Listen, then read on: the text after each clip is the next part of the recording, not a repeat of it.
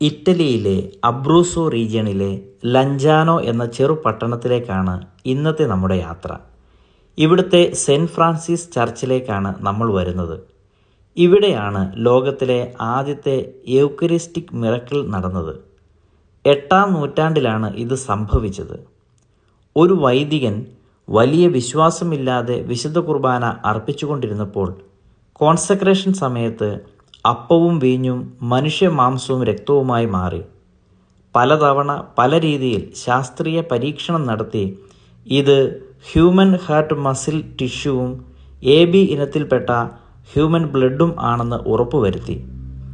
1200 വർഷം കഴിഞ്ഞും ഇന്നും അങ്ങനെ തന്നെ ഇരിക്കുന്നു. ഇതിൻ്റെ ഏറ്റവും ഇൻട്രസ്റ്റിംഗ് ആയിട്ടുള്ള ഡീറ്റെയിൽ 5 ബ്ലഡ് ക്ലോട്ടുകൾ ഉള്ളത് പല സൈസിലും ഷേപ്പിലുമാണെങ്കിലും ഓരോന്ന് ഇൻഡിവിജ്വലി ഉള്ള വെയ്റ്റും 5 എണ്ണം ഒരുമിച്ച് നോക്കിയാലുള്ള വെയ്റ്റും ഒന്നു തന്നെയാണ് എന്നതാണ്. ഇവിടെ തന്നെ ജർമ്മൻ നാസി തടങ്കൽ പാളയത്തിൽ വെച്ച് മറ്റൊരു വ്യക്തിക്ക് വേണ്ടി രക്തസാക്ഷിത്വം വഹിച്ച വിശുദ്ധ മാക്സിമില്യൻ കോൾബയുടെ ഒരു റെലിക്ക് സൂക്ഷിച്ചിട്ടുണ്ട്.